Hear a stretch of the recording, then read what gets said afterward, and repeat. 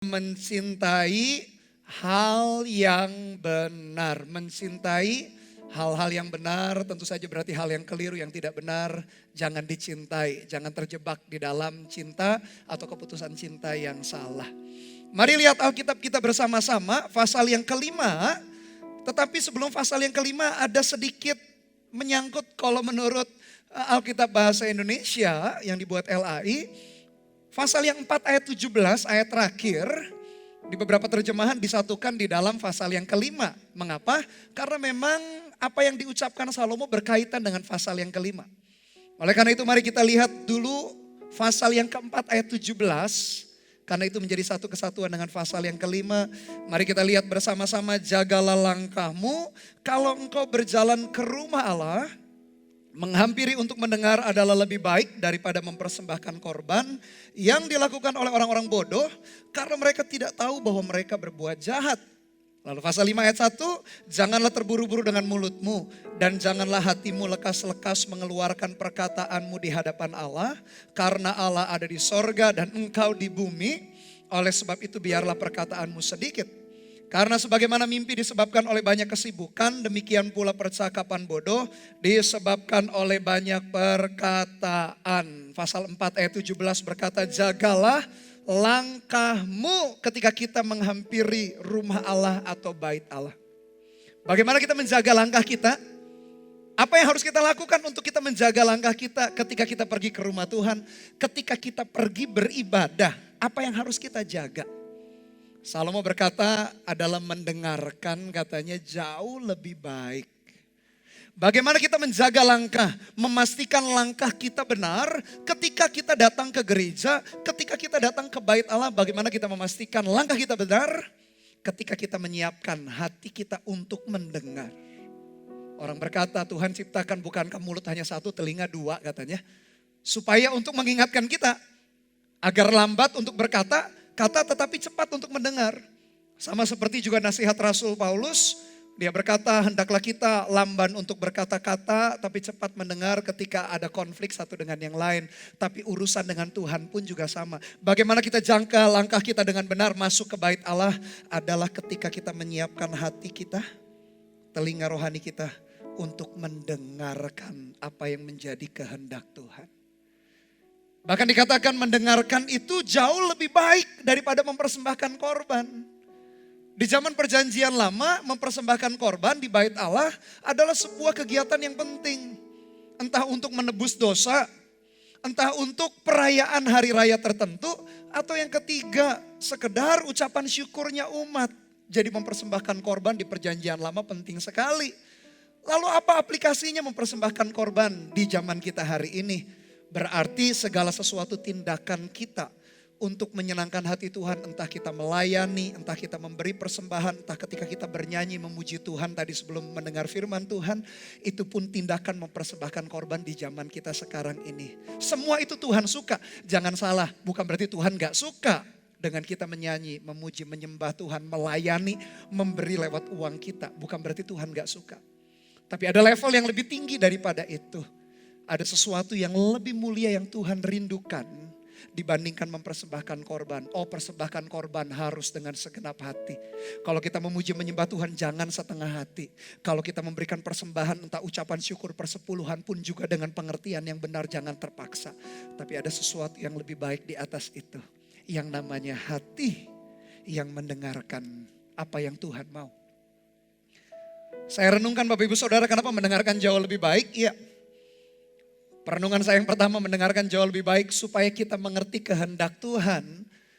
Kalau kita senang atau suka atau cinta kepada seseorang, pasti kita akan berusaha mengerti apa yang ada di dalam hati orang itu.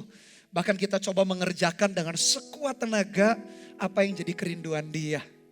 Sama halnya kalau kita berkata aku mengasihi atau mencintai Tuhan. Berarti kita perlu tahu apa yang ada dalam hatinya Tuhan. Kenapa mendengarkan jauh lebih baik? Karena mendengarkan membuat kita paham hati Tuhan, kehendak Tuhan itu apa dalam hidup kita. Supaya kita gak salah langkah. Perenungan saya yang kedua, kenapa mendengarkan lebih baik? Karena mendengarkan membuat kita yang salah, yang keliru. Kita ingat kembali kita ditegur atau dinasehati. Sehingga kita yang melenceng entah ke kiri atau ke kanan, kita kembali lagi di dalam pusat kehendak Tuhan yang tepat, yang sempurna. Dan yang ketiga, perenungan saya mendengarkan jauh lebih baik. Pada akhirnya kita menjadi anak-anak Tuhan yang berjalan dalam kehendak Tuhan, rencana Dia. Sehingga kita menjadi pribadi yang jauh lebih baik, suami yang lebih baik, istri yang lebih baik, anak yang lebih baik, orang tua yang lebih baik, guru yang lebih baik, hamba Tuhan yang lebih baik, bos yang lebih baik, karyawan yang lebih baik. Hidup kita berubah ketika kita jauh lebih cepat mendengar dibanding kita bicara. Tuhan adalah pribadi yang suka ketika umatnya mencari Dia dengan penuh kerinduan. Lalu kita berkomunikasi atau kita berdoa. Ada doa-doa yang kita naikkan dari hati kita dengan sungguh-sungguh. Atau sekedar ngobrol dengan Tuhan, sekedar curhat dengan Tuhan. Ketika kita menghadapi tantangan yang begitu berat, masalah menghimpit kiri dan kanan. Kita berkata, Tuhan sebetulnya aku gak mampu, aku butuh kekuatan-Mu. Oh Tuhan malah suka ketika kita datang kepada Dia, ketika kita bicara dari hati kita yang betul-betul tulus ingin minta pertolongan Tuhan. Justru Tuhan suka. Maksudnya yang Tuhan gak mau atau Salomo mengingatkan adalah ketika kita datang dengan marah, dengan bersungut-sungut, dengan mempertanyakan Tuhan ini dan itu. Itulah yang bahaya. Perkataan kita akan mencelakakan kita. Hati-hati dengan justru perkataan yang begitu. Tapi kalau kita berdoa, kita mencari Dia, kita ngobrol. Apalagi dengan situasi sekarang ini gak mudah. Bukan hanya kesehatan terancam, bisnis, ekonomi pun terancam, melambat. Kita bawa bisnis kita, pekerjaan kita, karir kita, berkata Tuhan bisnisku ini makin lama makin lambat, omsetnya makin turun. Tuhan tolong. Justru perkataan yang kayak begitu Tuhan suka. Kepada siapa lagi kita harus berharap? Kepada siapa lagi kita harus curhat? Kalau tidak pertama kali kepada Tuhan yang akan menolong kita. Tapi jangan datang dengan hati yang begitu marah, hati yang begitu bersungut-sungut. Hati yang tidak percaya bahwa Tuhan itu turut bekerja dalam hidup kita. Itu yang hati-hati. Nasar sendiri tidak masalah sebetulnya Bapak Ibu Saudara. Tapi perhatikan hati-hati. Apakah ketika kita bernasar betul-betul kita punya kemampuan dan punya keyakinan kebulatan hati untuk melakukan menggenapinya. Jangan sembarangan bicara, itu maksudnya Salomo. Hati-hati dengan ucapan ceroboh kita. Kita berkata Tuhan, kalau Tuhan memberikan pekerjaan, kalau Tuhan memberikan jodoh, kalau Tuhan memberikan ABCD, aku lakukan ABCD. Hati-hati. Tuhan mengingat apa yang kita nasarkan, apa yang kita janjikan. Bagi saya, lebih baik saya catat dalam 3 kata lebih baik. Yang pertama, lebih baik tidak bernasar kalau tidak yakin akan menepati apa yang dinasarkan. Gak perlu bernasar, gak apa-apa. Yang kedua, lebih baik kerjakan dengan penuh kesungguhan hati karena mengasihi Tuhan. Gak perlu kok menyogok Tuhan. Yang ketiga, lebih baik tidak bernasar, percaya saja kepada Tuhan yang pasti memberikan yang terbaik di dalam hidup kita. Supaya kita gak terjebak untuk kita bernasar. Tapi kalau Bapak Ibu Saudara tetap memilih mau bernasar, silakan. Tapi ingat baik-baik, tepatilah nasarmu. Karena Tuhan adalah Tuhan pribadi yang setia. Dia konsekuen dengan perkataan. Demikian juga Dia mau anak-anaknya, umatnya itu kita semua konsekuen dengan perkataan kita. Tapi biarkan perkataan 3 lebih baik ini mengingatkan kita. Lebih baik gak perlu bernasar kalau kita gak yakin. Lebih baik kerjakan semua segenap hati dengan kesungguhan hati. Karena mengasihi Tuhan gak perlu menyogok Dia. Yang ketiga, yakin saja, lebih baik gak usah bernasar. Percaya saja Tuhan pasti kasih yang terbaik dalam hidup kita. Sehingga kita gak terjebak dengan perkataan kita sendiri. Bukan Tuhan menjebak kita loh. Karena nasar itu dari manusia kepada Dia. Dan Tuhan hargai setiap janji kita. Tapi Dia juga minta setiap janji kita digenapi. Saran saya, perhatikan hati-hati dengan janji yang kita buat. Lebih baik percaya kepada Tuhan saja, gak perlu bernasar berjanji. Pasti Dia kasih yang terbaik. Dan kalau kita sudah dapatkan yang terbaik, seperti yang kita rindukan meskipun tanpa kita bernasar, ingat baik-baik. Semua yang Tuhan percayakan, kembalikanlah untuk kemuliaan bagi nama Tuhan. Kenapa korupsi? Kenapa negara begitu korup? Saya perhatikan penyebab korupsi minimal 4 hal ini.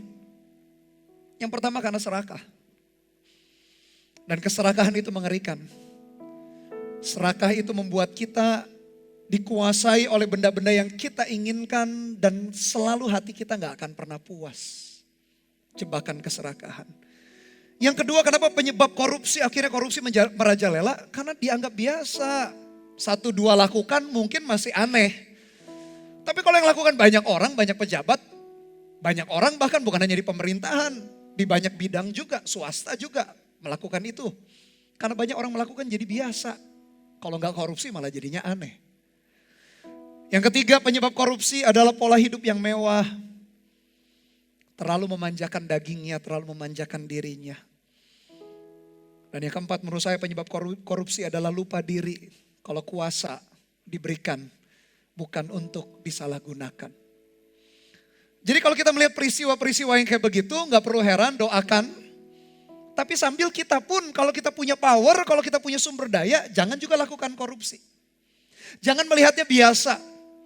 Jangan melihatnya untuk memanjakan daging kita. Karena kita terbiasa dengan hidup yang mewah, kita nggak biasa hidup yang sederhana, hati-hati dengan terjebak itu. Dan jangan lupa kuasa setiap sumber daya yang Tuhan berikan, setiap apapun yang Tuhan percayakan dalam hidup kita, bukan untuk semata-mata memuaskan nafsu kita, untuk menyelesaikan justru kehendak dan rencana Tuhan. Bapak ibu saudara, kita lahir telanjang tak bawa apa-apa, kita kembali kepada Dia pun tak bawa apa-apa. Kekayaan atau uang hanya bersifat sementara, meskipun kelolalah dengan bijaksana. Tapi jangan terjebak di dalamnya. Uang bisa jadi hamba yang baik, tapi tuan yang begitu jahat. Kalau kita izinkan dia jadi tuan. Tuan bagaimana caranya? Ketika hidup kita dikontrol, hidup kita hanya untuk mengejar itu, celakalah kita. Uang adalah tuan yang jahat, tapi hamba yang baik kalau kita kelola. Bukan kita yang di bawah uang, justru uang yang di bawah kontrol kita. Di tengah-tengah jeripayah, Tuhan tetap memberikan karunia untuk kita menikmati kehidupan. Kehidupan kita tidak selalu harus serius yang bagaimana. Serius bukan berarti gak sungguh-sungguh. Tetap seumur hidup kita harus sungguh-sungguh ikut Tuhan. Tapi kehidupan kita pun Tuhan memberikan waktu-waktu di mana kita bisa santai, bisa rileks, kita bisa menikmati semua berkat anugerah Tuhan di dalam perjalanan hidup kita. Itu pun adalah karunia Allah. Itu pun adalah pemberian Tuhan. Kita harus bersyukur untuk itu.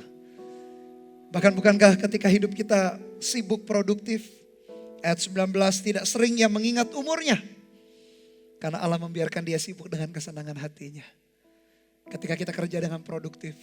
Ketika hati kita mau menikmati, bersyukur buat setiap anugerah dan karunia Tuhan. Dan kita berjalan dalam kehendak dan rencana Tuhan. Takut akan Tuhan itu yang terpenting dalam hidup kita. Kita kadang-kadang gak sadar. Tiba-tiba 10 tahun sudah lewat. Sudah bertambah lagi usia kita 10 tahun. Tahun demi tahun, bukankah kadang-kala kita merasa hari berganti hari, tahun berganti tahun begitu cepat. Kadang-kadang kita merasa, baru saja hari Minggu, sudah hari Minggu lagi. Kenapa kita gak merasa waktu itu berjalan lambat? Karena kita menikmati, kita berjalan dalam kehendak dan rencana Tuhan. Ada 3 aplikasi yang begitu simpel yang bisa kita lakukan dalam hidup kita setiap hari. Yang pertama Bapak Ibu Saudara, cepat mendengar dan lamban berkata-kata. Kadang-kala kita lebih banyak pengen ngomong. Bukan hanya karena kita orang yang bawel, cerewet. Atau orang yang supel begitu. Tapi berkata-kata dalam pengertian pengen orang lain itu mengerti kita. Yang gak salah juga sih kalau kita cerita. Tapi ingat baik-baik prinsipnya. Alkitab mengajarkan kepada kita. Baik di antara sesama maupun kita kepada Tuhan. Ternyata Alkitab kita mengingatkan. Biarlah kita cepatnya itu mendengar. Dan lamban berkata-kata, bukan berarti gak boleh komunikatif dengan Tuhan. Oh Tuhan suka sekali ketika kita berdoa. Bahkan bukan hanya permohonan untuk bangsa, negara, untuk keluarga, keselamatannya ya Tuhan suka. Ketika kita pun berbicara, kita curhat di hadapan Tuhan. Karena kepada siapa lagi curhatan kita bisa kita keluarkan atau kita bisa ungkapkan. Selain kepada Tuhan pertama kali dan tentu saja kepada orang-orang di sekitar kita yang mengerti pergumulan kita. Tuhan suka kok, Tuhan hargai juga setiap curhat kita. Tapi bukan dengan kurang ajar. Tapi perlu kita ingat baik-baik. Mendengarkan tadi jauh lebih baik daripada korban bakaran. Karena mendengar membuat kita paham mengerti isi hati Tuhan. Mendengar membuat Tuhan bisa mengkoreksi tingkah laku kita yang salah. Mendengar membuat kita become a better person. Menjadi pribadi yang jauh lebih baik. Suami yang lebih baik, istri yang lebih baik. Orang tua yang lebih baik, anak yang lebih baik, pegawai yang lebih baik, bos yang lebih baik. Kita menjadi seseorang yang lebih baik. Ketika kita punya hati yang mendengar. Ingat Tuhan ciptakan 2 telinga, 1 mulut. Kita ingat cepatlah kita mendengar. Tapi lamban untuk berkata-kata, apalagi lamban untuk marah. Aplikasi yang kedua, jangan korup. Gunakan posisi dan pengaruh yang Tuhan percayakan untuk membawa kebaikan bagi orang lain. Jangan menindas, jangan menghancurkan orang dengan kuasa atau power yang kita miliki karena Tuhan adalah hakim yang adil. Sambil nikmati jerih payah kita, susah payah kita nikmati. Tapi kekuatan kita, keuangan kita, sumber daya kita, jangan dipakai untuk ngerjain menindas orang lain. Jangan digunakan untuk menekan. Bisa nggak? Oh bisa sekali. Orang yang punya power, orang yang punya uang, dia bisa lakukan banyak hal. Untuk merugikan, untuk buat fitnah, untuk sikut sana sikut sini. Bahkan untuk bunuh orang sekalipun. Tapi ingat pada akhirnya Tuhan hakim yang adil. Kita perlu berurusan dengan dia. Mungkin seolah-olah penghakiman tidak turun atas kita ketika kita di atas muka bumi. Seolah-olah Tuhan kompromi, tidak. Tuhan gak pernah kompromi dengan dosa. Dia hakim yang adil, dia akan menghakimi seturut dengan perbuatan kita. Jangan korup Bapak Ibu Saudara. Kalau kita melihat orang lain korup, jangan anggap biasa. Doakan, kalau kita melihat pemerintahan, doakan supaya roh takut akan Tuhan ada. Tapi kita pun sendiri, jangan sampai kita terjebak di dalam hati yang korup. Dan aplikasi yang terakhir, yang ketiga, jangan mencintai kekayaan. Kalau mau cinta, cintalah yang satu ini. Cintalah Tuhan kita.